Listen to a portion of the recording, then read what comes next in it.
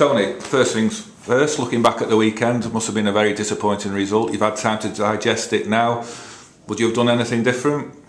Oh no, you know, hindsight's a wonderful thing, and we'd all look back and go, I would have changed this. No, we are big enough and brave enough and ugly enough and, you know, man enough to say that we were beaten by the better team on the day. You know, they came out of the blocks and we struggled to cope with that for, you know, a large period of the game and the early period of the game. But you know, there was some positives to come out of it as well. We heard about it and now and then, but you know, we are able to put our hands up about it and learn by it, just like we learn when we win and we learn by our losses. So we go and assess it and then we move on pretty quick. You know, we're disappointed. We'd love to be still involved in the cup and still involved in the league, but you know, we've got to deal with that and move on. We've had a pretty good run in the cup, and so you know, over the last few years, it's the first one we've had to, you know, defeat that we've had to deal with in 3 years, and so it's important that we handle it with dignity and move on, and we're doing that, and we're going to focus on our next game and make sure that we do a good job in our next game. That's all we can do as sports people. You say there were some positives from it. What sort of positives could you take from that defeat? Yeah, plenty. There were some aspects of our game that we did exceptionally well, and you know, there's some things that were below par, like in each and every game, despite the scoreline and in spite of the scoreline. That's how it is every week.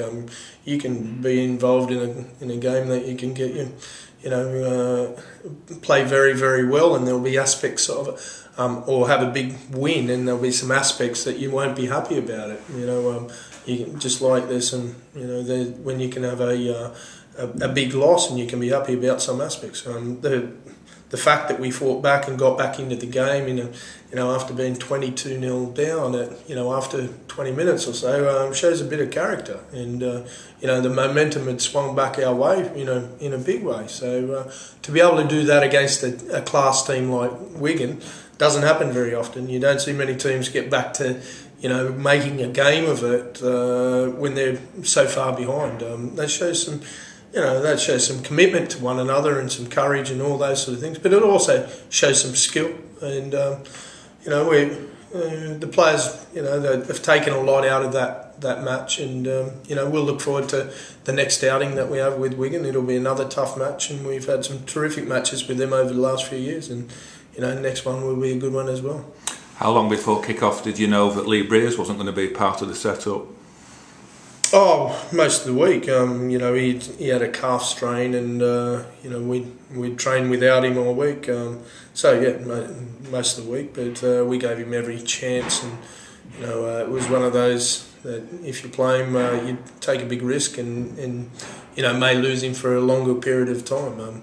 You know, if we weren't so far up in the Super League, you may well take that risk. You know, had it been 2 years ago when we weren't making the finals, where you may take that risk, but you know, then again, you could go into a match against a team like that, you know, and after 5 minutes that'd be down to 16 players. So, you know, that'd be a big risk to take either way, Ben. But you know, the fact that we could damage him further, you know, it wasn't really the option to take, or an option when he hasn't been able to train all week. So, you know, it was unfortunate that he wasn't there, but you know, I think we put out I know we put out a team strong enough to be able to perform better than what it did on the weekend, and you know, that's what we're more concerned about, rather than who was there or wasn't there. You know, it's who was there and did they perform well. Looking ahead now, obviously full focus on the league and hopefully a march towards the grand final. You've still got some injuries in the camp. Can you update us on the injury situations, particularly with Briers, Harrison, Morley and Solomona? Yeah, Harrison will be back this week, back available for us, so that's good news. Sol has got some medial ligament damage. He hasn't ruptured any of his knee ligaments, which was a huge relief, and you know, hopefully won't be too long. Sol, he'll have a couple of weeks to recover, because we play this week and then we got the following weekend off. So Who knows, he might be able to make it back by the next game against Wakefield. Lee Briers, he'll definitely be back against Wakefield. We're not going to push him for this week. And then, as I said, we've got a weekend off, so that'll give him a good 3-week recovery from when he's last torn it. So he should be fully repaired and ready to finish the season for us by then. If we push him again this week, he may actually redo it. So.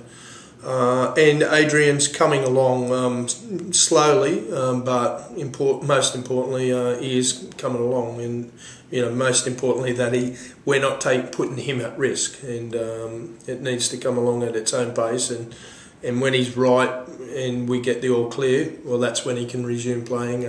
He'd love to get out there and play yesterday. If he could, but we need to take care of him.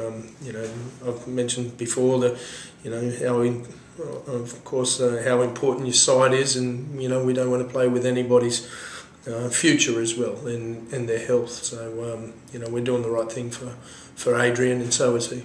So we don't literally know the timescale for Adrian's injury then? No, it's only when he gets the all clear from the people who know more than us, from consultants, and he's seeing all those sort of people on a regular basis, and there is steady improvement, but he'd love it to be much quicker than what it is, and so would we, but it is what it is, and we'll put him back out there when given all green lights. If that's soon, well, great, and if it takes a bit longer than we all hope, that's disappointing, but it's still the right thing to do.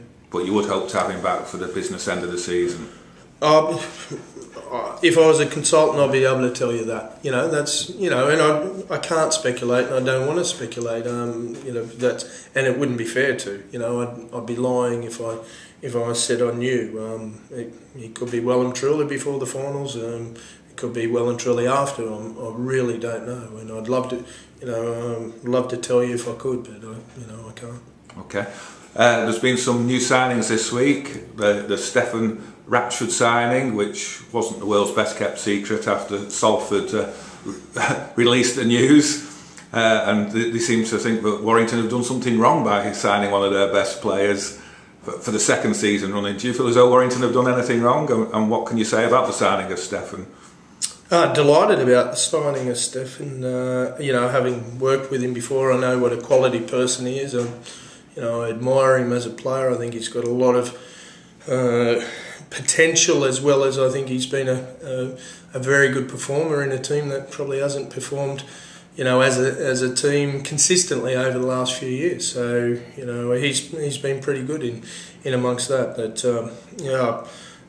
when he became available, I know that he had quite a lot of interest in him from a number of quarters and in a number of teams. So. We're delighted that he decided to come to us, and very excited about it. As to doing the right thing or wrong thing by clubs, I think everything was done with Richard Myler. I think they were pretty happy to get a transfer fee and accepted that pretty happily at the time, and when it was inevitable that they were going to lose that young man, so.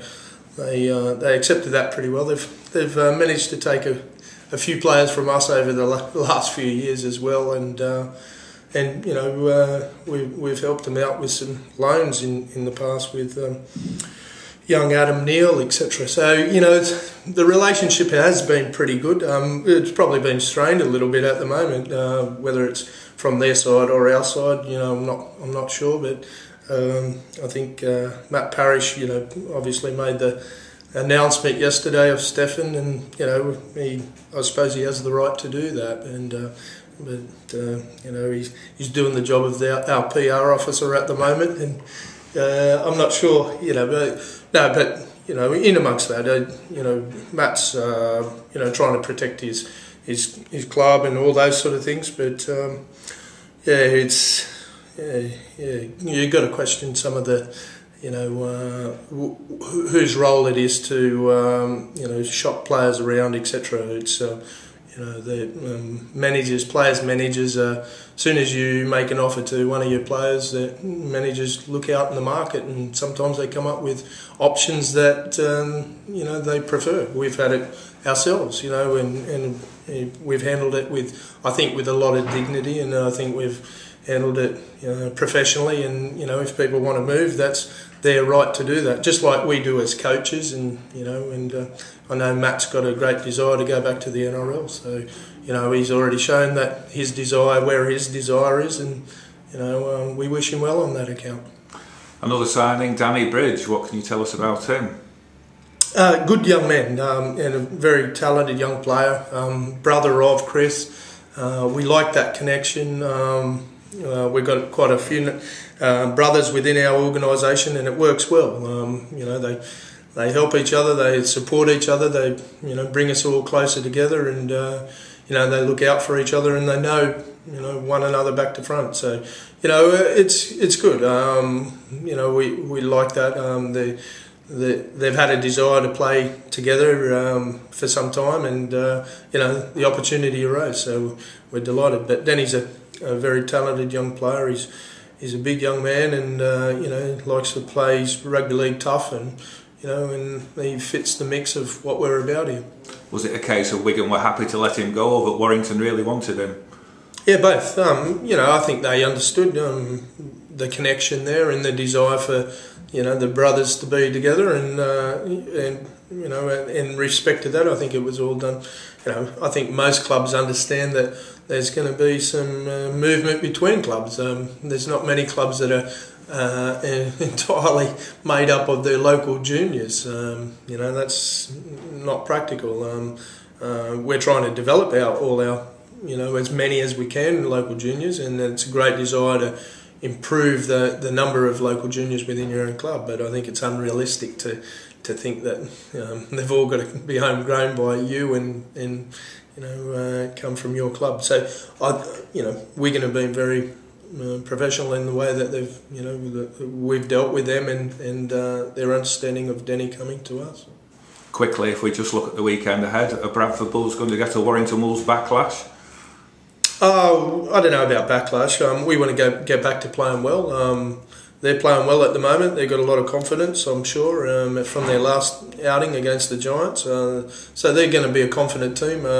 We'd like to get back to performing in some areas that we didn't last weekend, and you know, we're keen to improve that. So I don't know about backlash. I think it'll be a great game. I think it should be a really determined effort by both teams. They're fighting really hard for the finals, and to make it, and we're fighting pretty hard for a performance when we were a bit disappointed. So you know, there's good reason for both teams to get back into good form. Okay, Tony, thanks for your time as always.